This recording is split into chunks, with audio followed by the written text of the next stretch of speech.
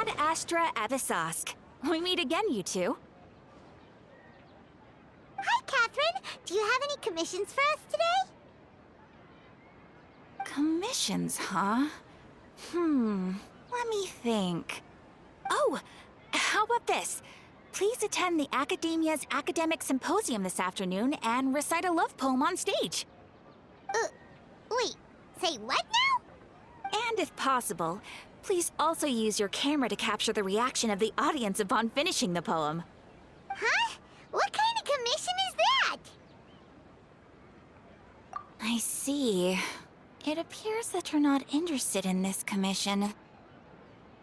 In that case, please go to Port Ormos and convince the Eremites there to spend some time volunteering at the local orphanage. Hey, that's not any better. I'm sure the mercenaries will have some interesting reactions as well.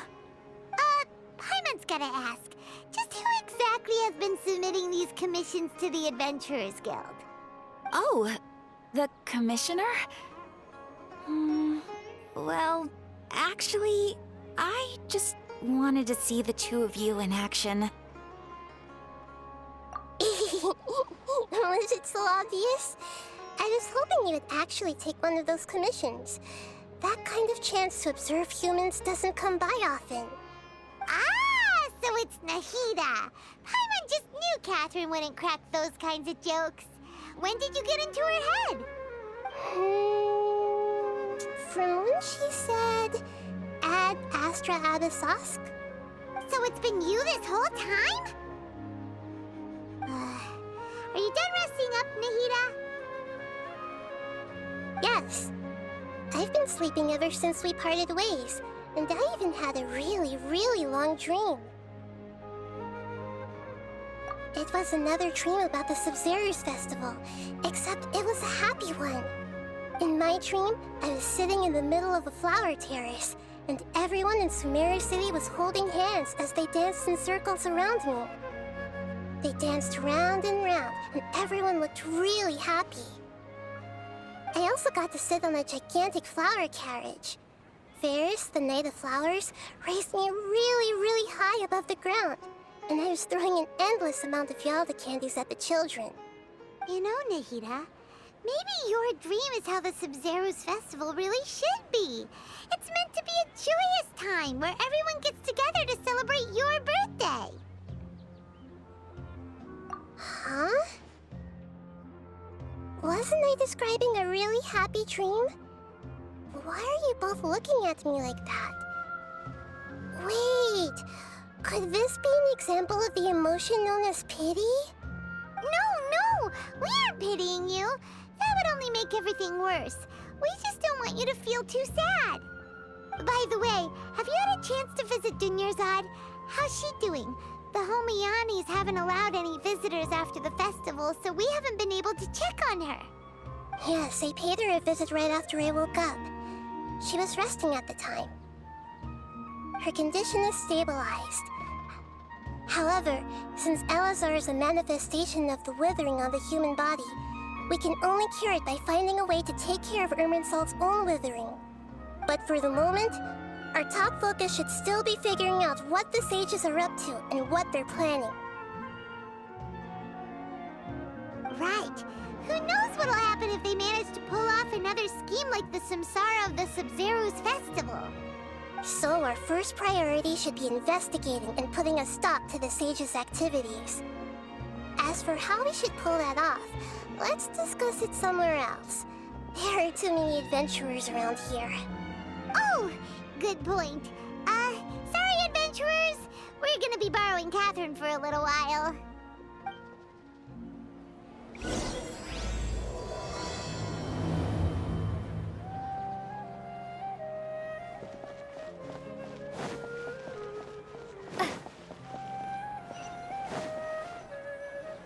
Let's continue our chat here. Okay, so do you have any ideas on how we can investigate the sages, Nahida? Actually, I've already done a little bit of work on that. But for now, I want to hear your thoughts.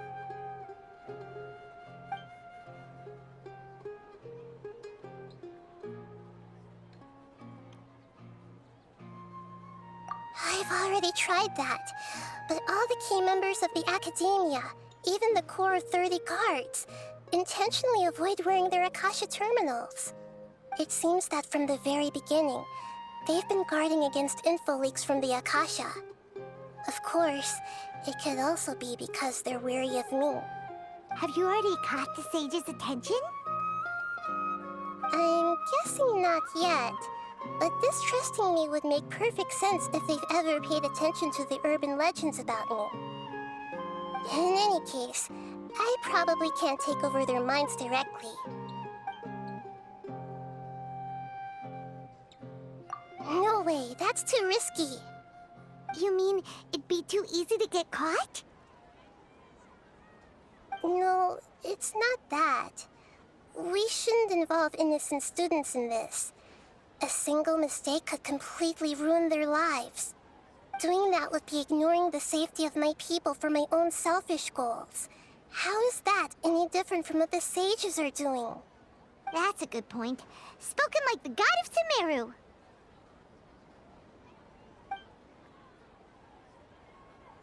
We're in the dark as of now. Since we still don't know anything about their goals, any rash move could tip them off and lead to terrible consequences. After all, every person in Sumeru City is one of their hostages.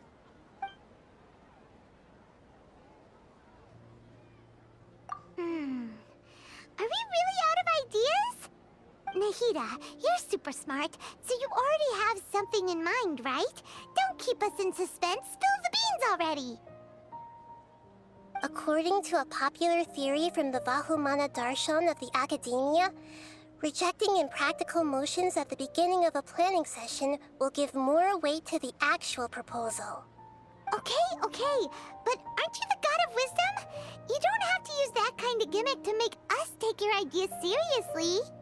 Well, I've been thinking that if I can't directly possess the leaders, and if I can't get ordinary people involved, then I should find someone who's already involved, but hasn't decided to side with the sages. You're saying we should recruit a spy? That does sound like it could work. Oh, before coming back, we met someone named Alhaitham. He seems like he acts alone, and he likes doing stuff behind the Academia's back. They probably aren't in cahoots. Actually, I already have someone in mind. Do you still remember that female scholar named Setaria? Setaria. Paimon remembers now. Isn't she the one who's always trailing behind the Grand Sage of the Academia? We ran into her basically every time the Sub-Zero's festival repeated itself. You could even say we're old enemies by now. Paimon still remembers the smug and mean way she always spoke to Nilu. I've always liked observing all kinds of people, and Setaria has always stood out from the crowd. She was born in the desert and was hailed as their greatest genius. Her academic gifts allowed her special admission into the Academia, and also gave her the opportunity to serve as the sage's assistant.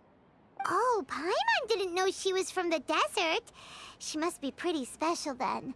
Paimon feels like most of the desert dwellers around the city are working as mercenaries.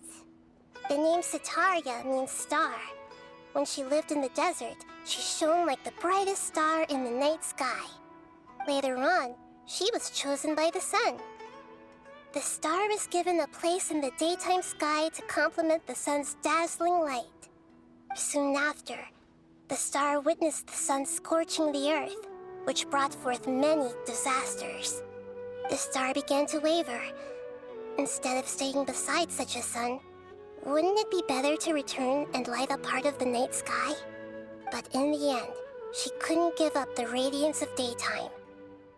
To cope with her shame, the star buried her guilt and closed her eyes. From the sound of it, Setaria's just hung up on the research opportunities here. But she doesn't really support the Academia. She still feels guilty about not doing more for the desert, right? She's just running away from her problems. Indeed. When they are presented with complex moral issues, many people will simply plug their ears and go with the flow until the problem can't be fixed anymore. She's suppressing a lot of guilt, but before she realized it, she had already become the sage's accomplice. She can't deny her part in their schemes anymore. Right. We must somehow make her face her problems again. That way, not only can we get useful intel from her, but she can also use it as an opportunity to redeem herself. From my past observations, Setaria will take a day off from the academia every 10 days to do some shopping in the city. Tomorrow afternoon just happens to be a shopping day for her. That'll be our chance. To prepare, let's go check out some of her favorite spots and have a quick chat with a few of the vendors there.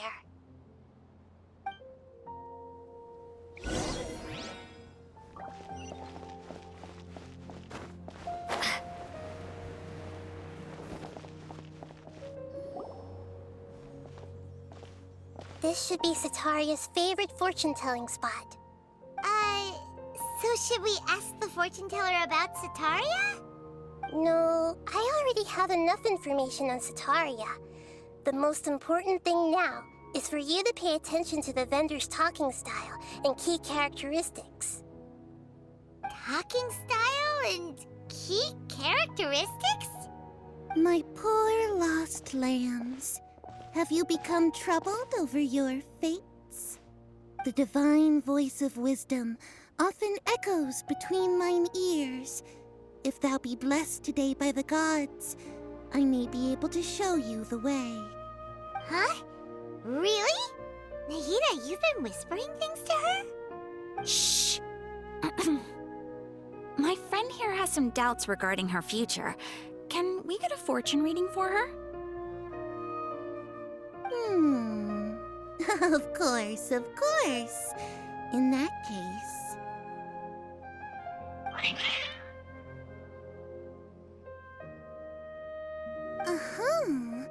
It would seem that Harut and Marut are quite wary of you. Perhaps, at some time in the past, you have somehow offended the gods. Only mocking the god of Animo, questioning the lord of Geo's financial savviness, and brawling with the god of Electro. Do those count? Oh, nothing. Go on, pick an aspect for her to divine.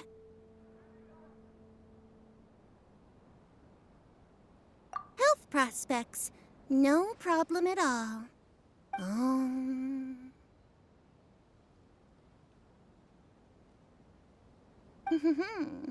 The gods have spoken. The truth shall be revealed. Your life shall continue on for many tens of thousands of years. Impossible. Harut, Marut, did you two spoil my divination? I've never read a fortune so absurd.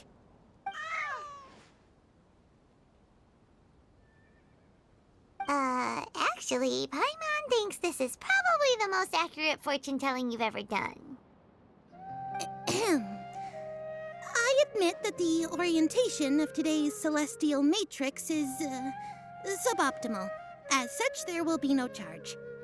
Is that so? Well, that can't be helped.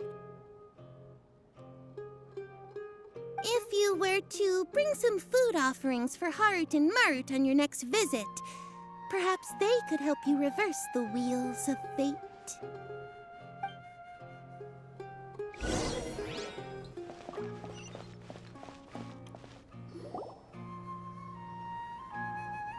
Is this another one of Setaria's favorite stalls? Yep, it belongs to a king. His father helped Setaria a lot when she first moved to Sumeru City, so she still comes by whenever she has time. When I start talking with him, listen carefully to the details of our conversation. Ah, dear customers! Would you like to look at some pottery? We caught wind of your great craftsmanship, so we specifically came to take a look. Oh, I recognize you. aren't you Miss Catherine from the Adventurers Guild? Sounds like I'm in for some big business. Speaking of, where did you learn this trade? I suppose you could say it all started with my dad. He's a mason by trade, but I picked up an interest in clay while apprenticing for him. After that, I began making pottery by myself in secret, and I simply changed trades when my works turned out well. Although it's a pity that I'm no longer making much use of the knowledge provided to me by the Akasha. That's nice. You're making a living doing something you love. So is your father still working as a mason? Oh no, not anymore. A few years back, he fell from a roof and broke his leg. Since he had already saved enough mora over all these years, he's just enjoying the retired life in Port Ormos nowadays. I see. We wish him peace and happiness in his retirement. I'll have someone in charge of logistics at the guild come by another day for some goods. We'll leave you to it. Take care now. No problem. Rest easy, all our goods are sure to meet your every need.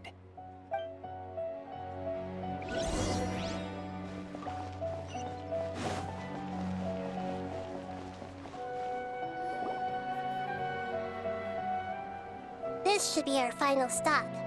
Sitaria is always thinking of this restaurant when she's working at the academia, so she always comes by whenever she's out in the city. Nahida, you've really thought of everything. It's my duty to protect Sumeru's citizens, after all. Hi there. I feel like I've seen you down by the docks before. Huh? Sorry, I don't quite remember. If I recall, you were having a discussion with someone about shipbuilding at the time. Ah, that's right! I've always been really interested in feats of marine engineering. After all, I grew up in Liyue Harbor and spent my entire childhood staring at the ships going in and out of the port. I came to Sumeru to study, but failed to make it into the academia due to my lack of talent. But I'm still discussing all kinds of problems with different scholars, and I'm continuing to study and perform research from the restaurant's basement. I'm sure I'll get into the academia after their next round of exams. What an admirable spirit for learning. Amazing. Sure, but you'll find hardworking people wherever you go. So this restaurant has a basement as well? Huh. First I've heard of it. That's right. It's not usually open to patrons. Most of the time, employees use it for breaks or to hold private events. I see. Yes, that makes sense. Well, good luck with your studies, Miss Chishan. Thank you so much. As long as I can make it into the academia as an official student, I'll be happy.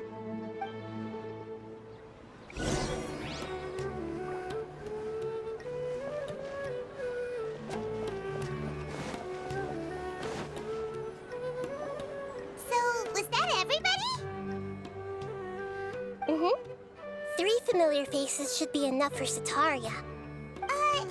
What's the point of all the information we've collected? Nahida, you still haven't told us how you're planning to make Sitaria face her problems. Sitaria is already used to avoiding her problems, so we must find a way to break through her usual sensibilities. I remember that you mentioned that the Eremites in Port Ormos are all making a fuss about the upcoming resurrection of the Scarlet King. Although it's all just a boatload of nonsense, the fate of her homeland may turn out to be Sitaria's soft spot. Oh, Paimon gets it now! You want to take advantage of the guilt Sitaria feels about her homeland. Although she knows she should return home to help the people of the desert, all she's done is conspire with the sages. So how do we set that up? Well, the Scarlet King is long gone, and Sitaria is also too smart to fall for any simple tricks. If we simply engaged her under the guise of the Scarlet King's believers, she would definitely be wary of us, and we may not get anywhere. But if we were to borrow some of her close acquaintances to talk with her, her reaction would probably be very different. So, you mean you're going to possess those people we just talked to? Yep. Possess them through the Akasha.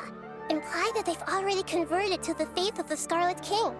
And then convey our made-up will of the Scarlet King. As long as everything goes smoothly, we'll get through to Sataria for sure. She'll never guess that we had anything to do with it.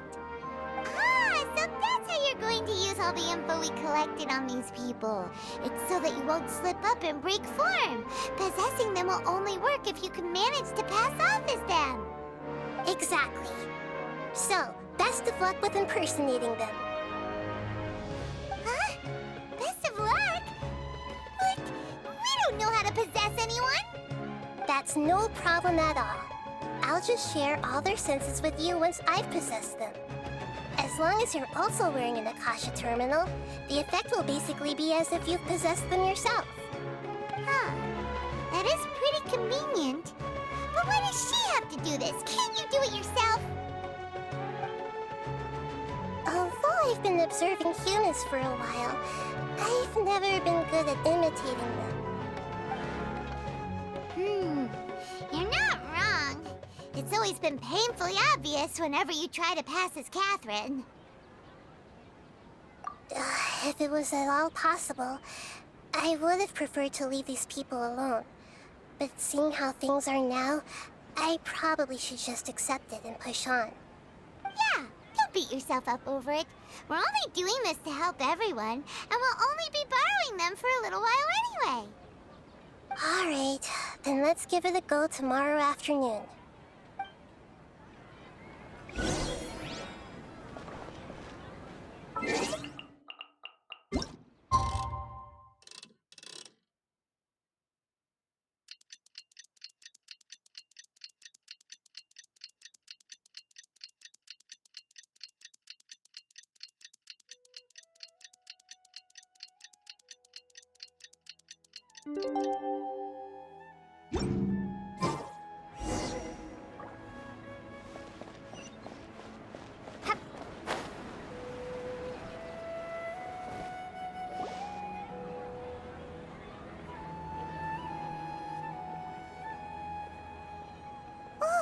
Here she comes. Satari's here.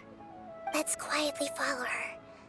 Once she starts talking to her acquaintances, we'll find a safe spot to begin possessing them. As for how we'll sway her to our side, I'll leave that to you. I trust you'll know what to say. Paimon's starting to feel kind of nervous. Okay, let's go. Looks like they've already started talking. Let's find a hiding spot and get started.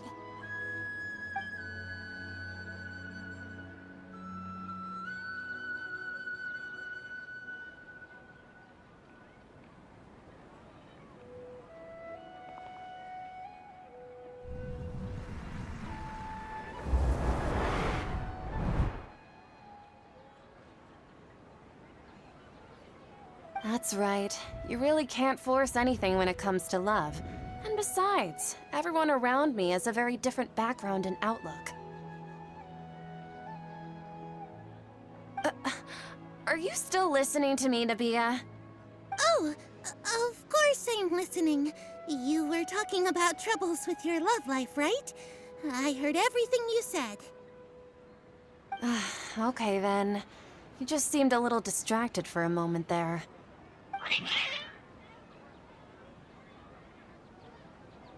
Strange. Your cats seem pretty worked up. Is something wrong? I always thought they were quiet, happy kitties. Oh, what are their names again? Ah, that's right. They are just little darlings, aren't they? Harut and Marut. Ahem. So, which fortune do you want me to read for you today? You must have come for another echo of the divine voice of wisdom. I'd like to get another reading on my love prospects, but to be perfectly honest with you, I feel like I've been a real mess recently. A mess? Well, Could you do a reading on how long it'll take me to finish my current project at work? I really just want to get it over with. I hear you. No problem at all. The gods will reveal the truth.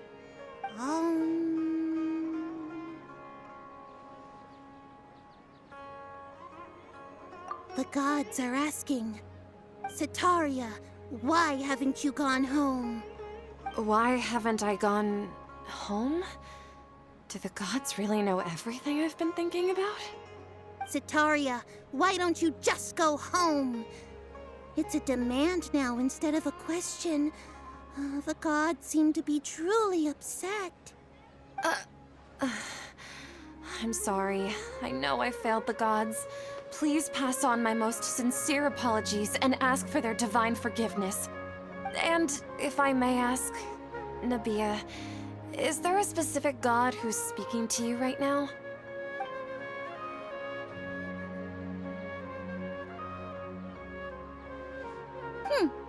What an inconsiderate and naive question. The god who is speaking to me is, of course, the wisest and mightiest of all, the Scarlet King. The Scarlet King? No wonder he would make such a demand of me. Oh, wait a second. The Scarlet King passed away a long time ago. Even though news of the Scarlet King's resurrection has been spreading like wildfire, it's all just a misinformation campaign from the academia. How can the Scarlet King still exist in real life? What insolence! I am the Scarlet King's most loyal believer. Do you wish to refute his voice of wisdom? Oh, no. As a child of the desert, I am only reveling in his power upon learning that his divine glory has touched even this city. I will think very carefully about his demand of me. I'm sorry. I must go now. Wait!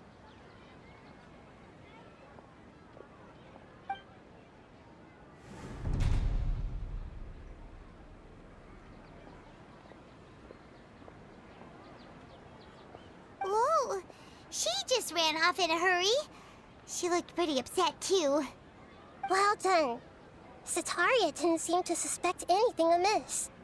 To have something she's been trying desperately to avoid show up out of nowhere and berate her, that must have shaken her to the core. Aw, Nahida, it seems like you understand human emotions really well after all. All I know are some abstract Harava-taught theories. And in any case, my time with you has shown a lot of them to be utterly useless. I'm still trying to make sense of everything. Anyway, enough of that. Let's hurry and catch up to Setaria. He's out of Keem's now, right on cue. Let's get ready to possess him right away!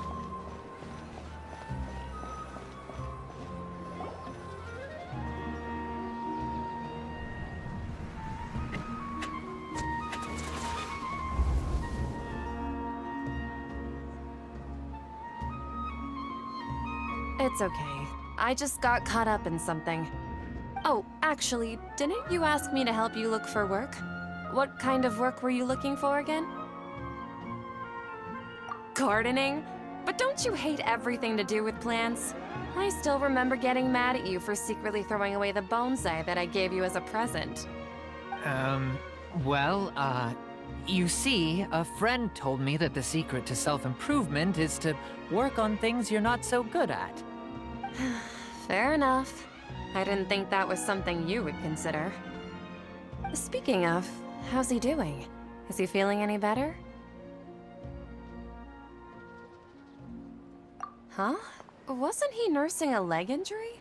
If I recall correctly, his strong arms had always been his pride and joy. He sprained his arm a while back while trying to show off his strength. I thought you'd heard.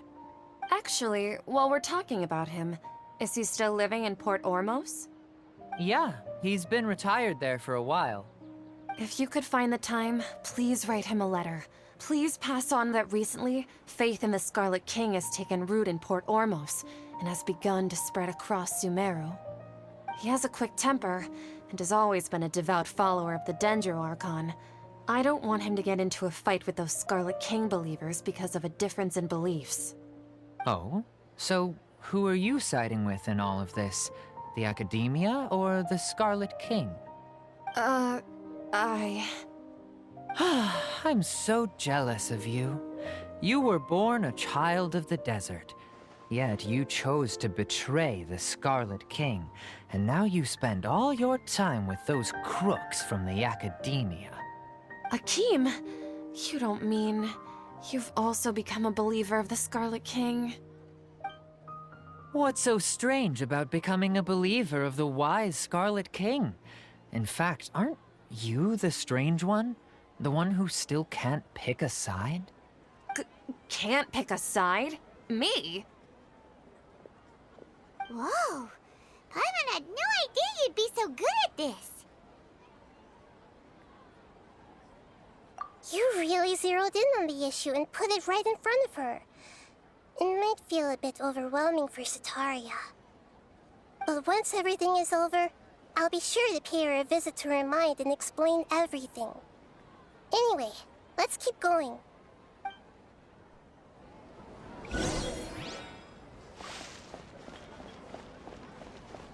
Come on! Sataria's already...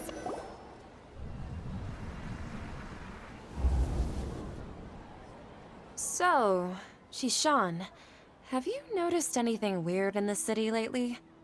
Like, as if someone was trying to preach to you about something? Wait, did you just say attic? I thought this place didn't have an attic. Also, don't you usually study in the basement? Well, the restaurant recently added an attic. I've been studying there because it has better lighting. Oh, right. Speaking of strange things, I celebrated the Sub-Zerus festival so many times that I lost count. That was really weird. Wait, how could you be aware of that? That should be impossible. Nothing in the report indicated anything like that. Are you still failing to realize that the Academia's lowly tricks could never deceive all of Sumeru's citizens? Jishan, don't tell me that you've converted to the Scarlet King as well! What an absurd question. You make it sound like I should be ashamed for becoming a believer of the Scarlet King. In reality, shouldn't you be the one who is ashamed? You, who works side by side with the Academia, and treated people as nothing more than experimental subjects? Please, please stop! Even now, Sataria's still trying to run from her problems. She can no longer justify everything to herself. Hey, she's trying to talk to the guards! What should we do? This is the most important part of all. Quick, get ready. Mercenary, you're a member of the Corps of 30, correct? Please help me pass a message to the Matcha right away. The situation in the city is getting out of control. Please, try to remain calm, miss. Tell me what's happening in the city. Heretics are infiltrating the city, and they've already converted many residents to their side. Heretics? What kind of heresy are you talking about? The Scarlet King! Many people I know have suddenly started believing in him, but he's long dead. It's impossible. Miss Sataria, nothing is impossible. You know my name? The Scarlet King is immortal, and all who defy him will one day pay the price. You must face the truth, Sataria. You tread a treacherous path, and the longer you ignore it, the tighter the Academia's grasp on you will become, and the deeper you will be ensnared. Child of the Scarlet King, never forget that the desert that belongs to you lies elsewhere. What's so strange about becoming a believer of the wise Scarlet King? In fact, aren't you the strange one? The one who still can't pick a side? What an absurd question. You make it sound like I should be ashamed for becoming a believer of the Scarlet King. Sataria, why haven't you gone home?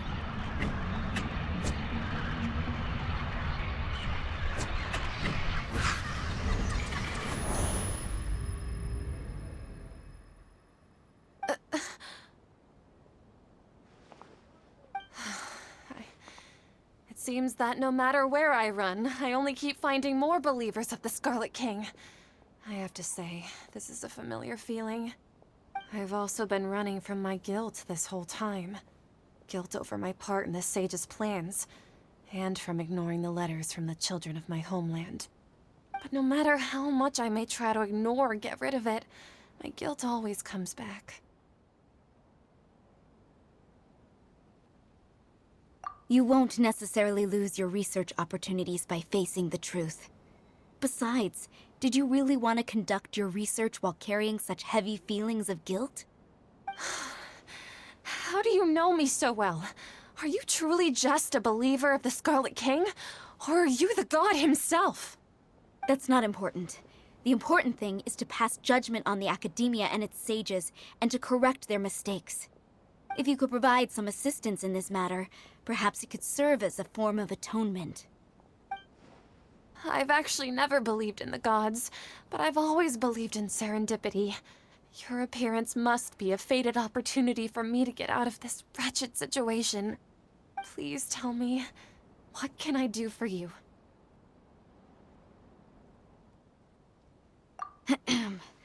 How much do you know about the Sage's current activities?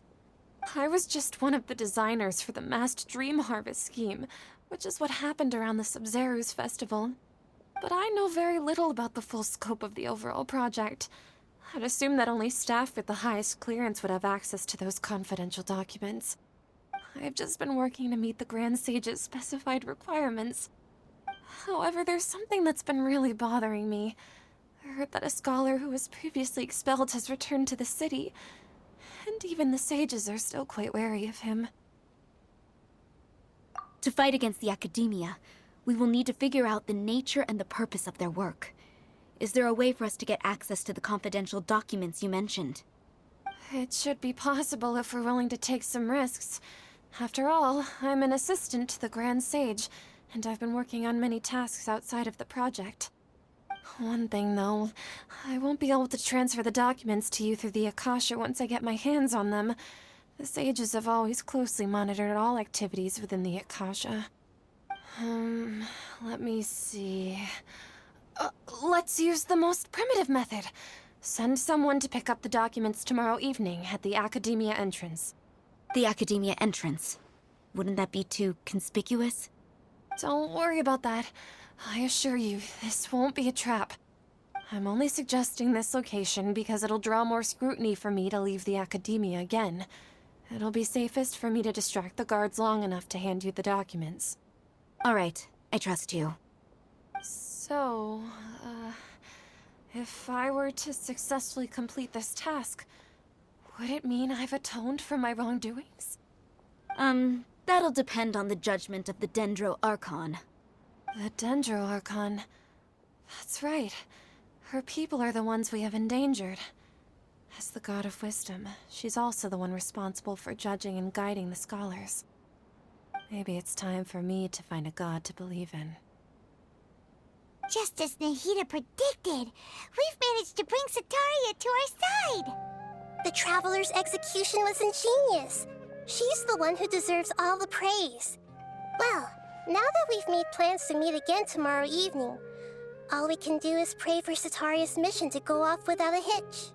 Pray? But if we're going to pray to the gods, aren't we just praying to you? God of Wisdom and Guardian of the Scholars? No. The truth is the true Guardian of Scholars. I've always believed that.